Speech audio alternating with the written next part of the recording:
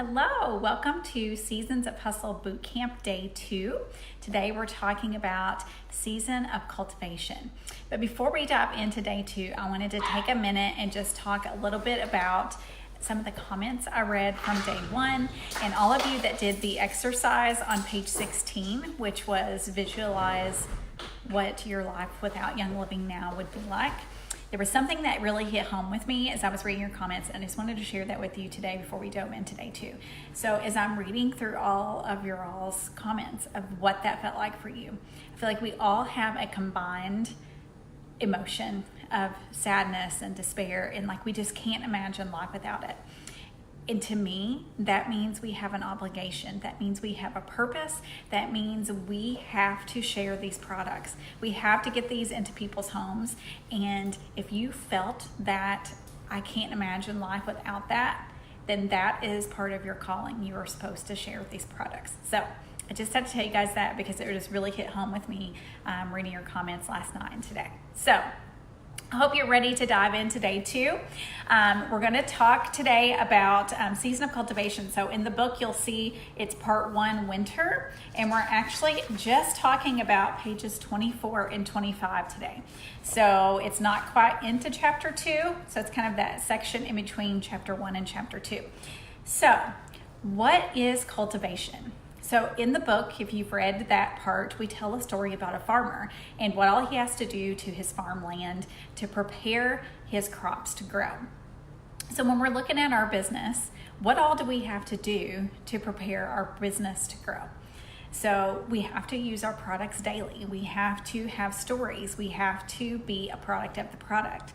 We have to be sharing our lifestyle with others so it's natural and it's not salesy or slimy. We have to build relationships with people because relationships with people and friendships is what builds trust. And then when you're sharing the things that have worked for you, people trust you and they want to follow you. So think about as you read the story with the farmer about all of those things. But I want to go into a section of cultivation that you maybe aren't thinking about because I want to provide value in these videos that maybe isn't already in the book. So to be able to cultivate your crop, so basically cultivate your business, you have to have a vision of where you want to go first. So the farmer knows when he plants seeds, what crop is going to grow from that. So when you're planting seeds in your business, how far do you want to grow? Where do you want to go? So I have some questions that I want you guys to really think about. And as part of your homework today, think about these questions. Don't just answer them with the first thing that comes to your mind. I want you to actually process them a bit before you write the answers down in your notebooks. Or maybe write the first thing that comes to your mind and then also a deeper thought as well. So, number 1, what is your motivation? Why are you doing this? Why do you want to cultivate your business? What are your strengths? What are you really good at?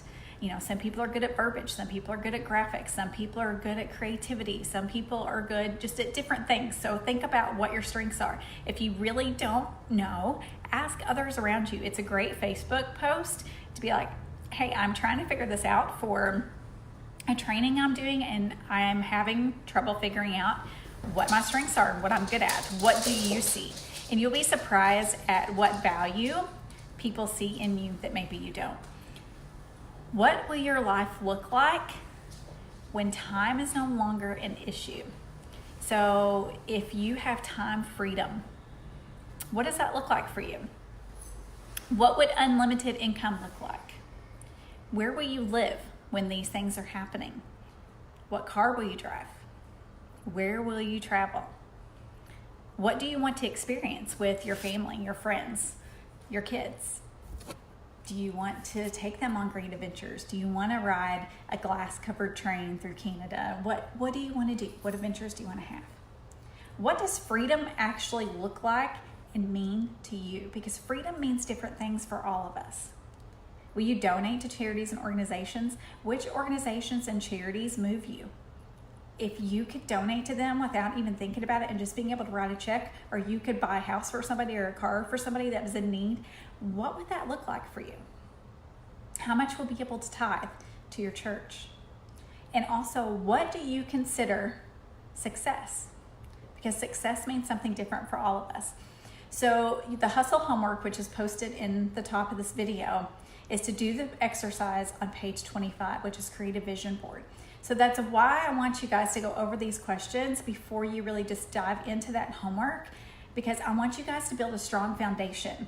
I want you guys to work smarter and not harder. So one of the things that I think is most important to do all of this cultivation is you have to also work on yourself. So if the farmer is doing the things, but he is not speaking life into his crops and he is just sour when he's out in his garden, do you think he's going to have a plentiful garden? No. Do you think if he worked on himself and he was happy and he enjoyed being where he was, that he would have a better crop? So I want to talk to you about one of the things that I think is most important, and then also share a personal story with you. So I want to talk to you about having a positive attitude and how that is a crucial part of your business. So I'm going to be real honest with you. If you are not willing to look in yourself and see where you can improve, you will only get so far in this business. And that's a hard lesson for some of us to learn. We've all been there. So I've come up with this analogy today. I was researching about something that I could try to relate this to. So when you look at an iceberg, what do you see? How much of the iceberg do you see? So you've got the sea level and you've got the iceberg coming up out of there. And the reason I went with this analogy is because the 25th Young Living Cruise anniversary cruise is to Alaska. So when all of us are partying on that boat, we're going to see these icebergs and we're going to think about this because it's super important. So did you know that you only see 10% of an iceberg? So all that's sticking up out of the water is 10% of the iceberg. That means there's 90% underneath all of that sea level water. Okay, so how does that correlate to our business and our attitudes? So I want you to think about the 10% that is above the sea level. That 10% is the behavior people see. That is the knowledge and skills that is known to others. The 90% that's below is our attitude, our values, our standards, our motives, our ethics, our beliefs. So what is below that sea level that you do day to day, or that really drive you, that people don't really see?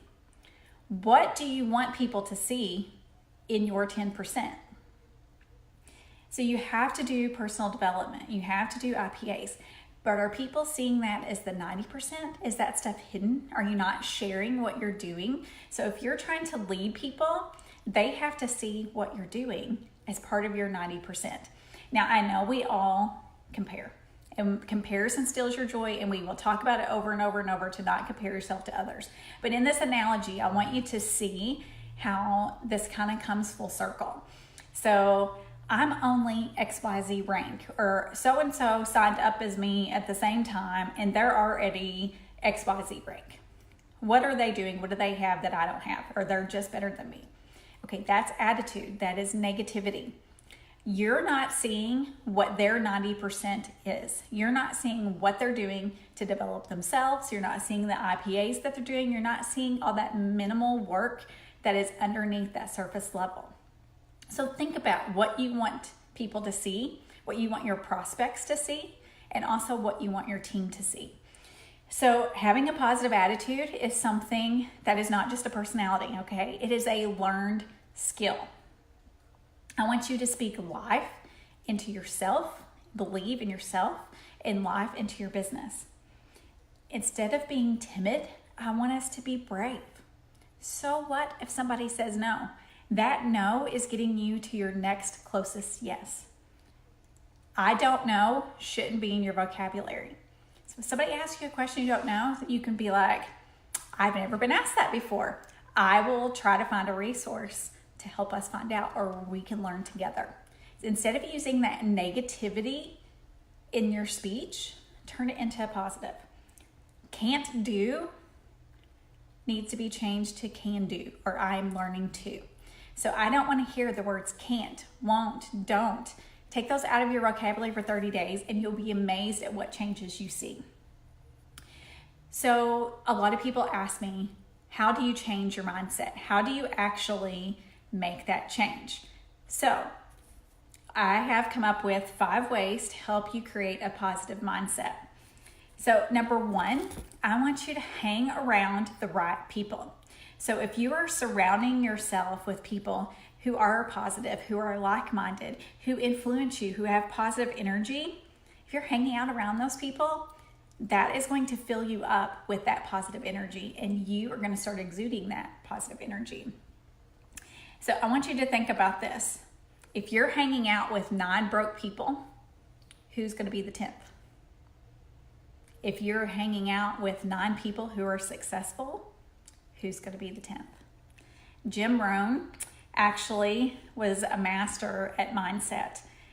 And this is a quote he once said: "You are the average of the 5 people you spend the most time with." It's true. Think about it. So think about who you're surrounding yourself with and be brave. If there are people that you really look up to that you're afraid to go talk to, I've had so many people tell me they've been afraid to come up to me and have a conversation because they thought I was here and they're here.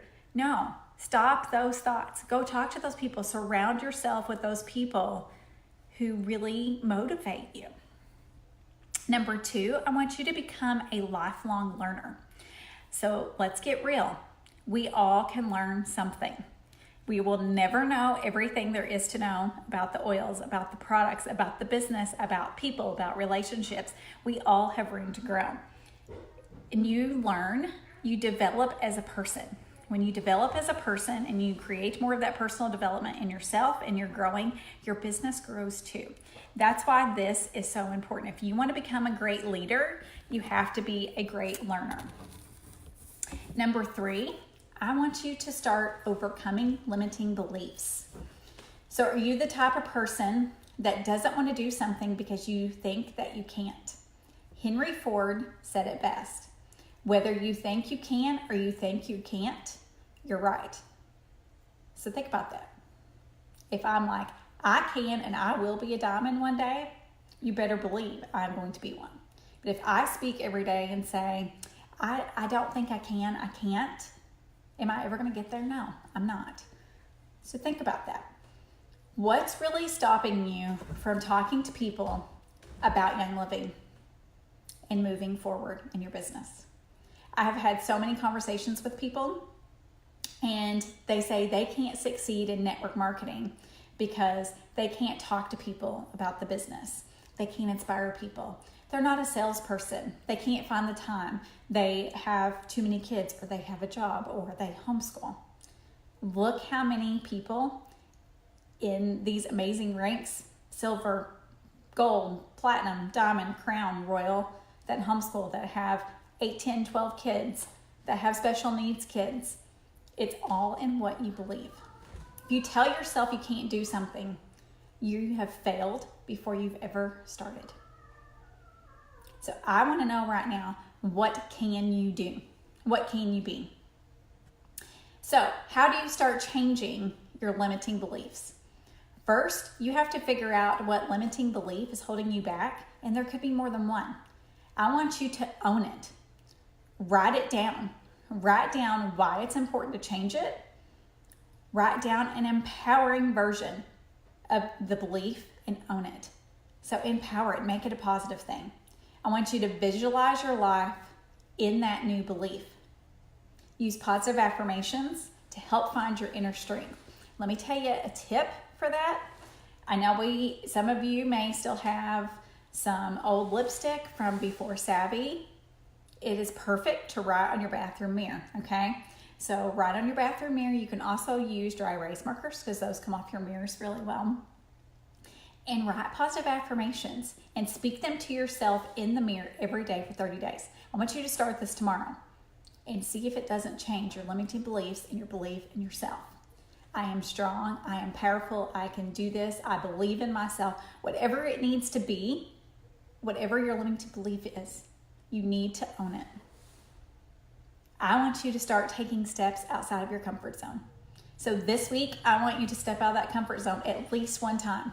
Now, if you really want to go for this, do it 1 time a day. You have to start stepping out of the comfort zone.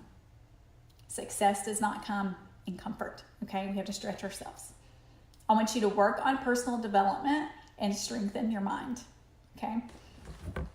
Number 4, you need to establish a support system. Surround yourself with people who are going to help hold you accountable, who are going to help cheer you on as you make your achievements. This is so important. You do not want to be lonely at the top. You do not want to make it to the top and be there by yourself. You want to be surrounded by an amazing team, by people who love you, by people who respect you, by people who are coming along with you and beside you. So find your support system. You need to at least have one person that is your accountability. If you don't have that person, that's part of your homework. So many of you will have this, many of you won't. Find your person to be accountable to. It could be your spouse, it can be a friend, it could be somebody in Young Living, crossline, upline, downline.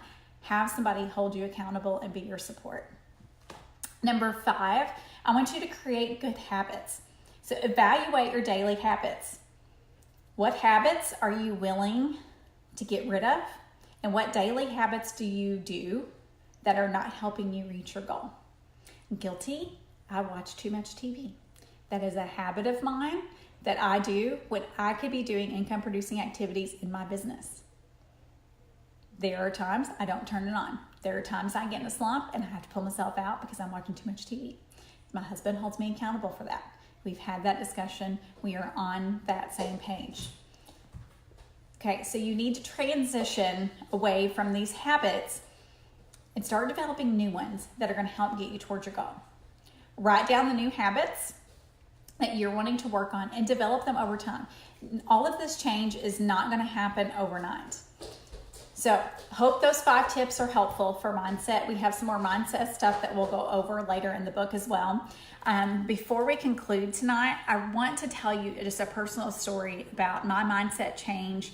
And when I was going through all of this limiting belief stuff within myself, it was in my journey between silver and gold, when this was really something that I felt moved that I needed to work on.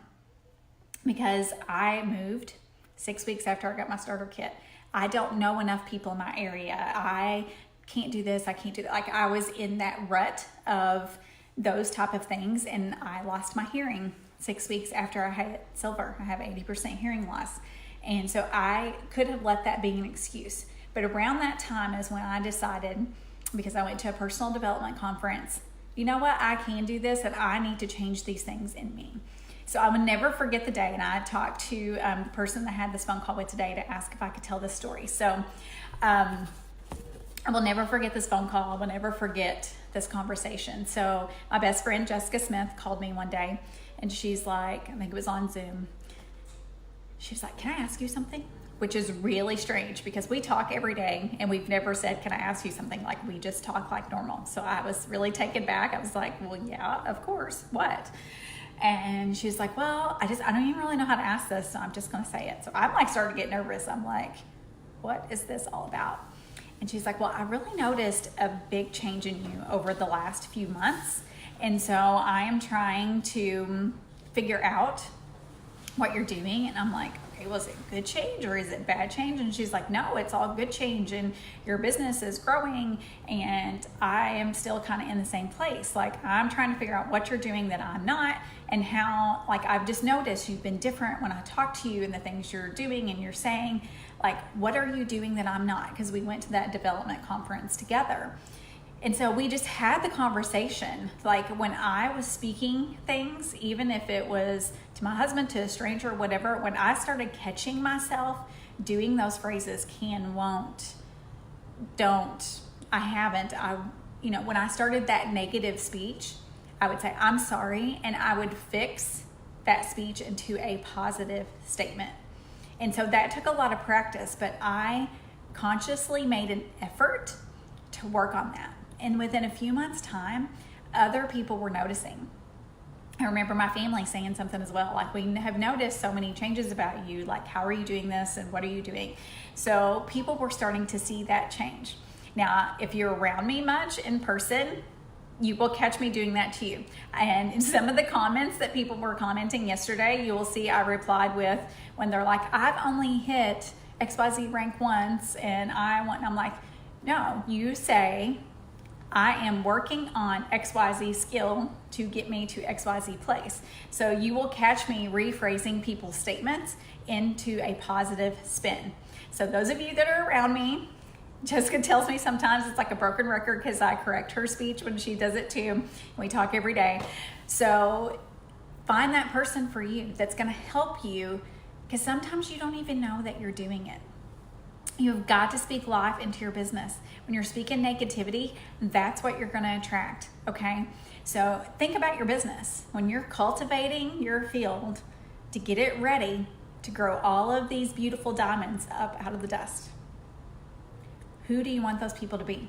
Do you want those to be positive, like-minded people who are going to be amazing, cheer each other on, no drama? Or do you want that negativity that you are speaking out coming back to you? Do you want that drama? Do you want that negativity? Do you want all of that just ickiness? It's okay to be picky. It is okay to want that positive field of diamonds, okay? Because that's what we want. Young Living has such a great culture of community. It is the most amazing community of people. I remember being on the 2017 cruise and the staff was just like, everybody here is just so nice. We don't understand. We've never seen this many people in one place be this pleasant. It's because we're an amazing group of people, and that's the people we want to attract. So, thank you, Missy. Yes, I will call you out. I promise I will. If we are together, I will do it. So think about those things.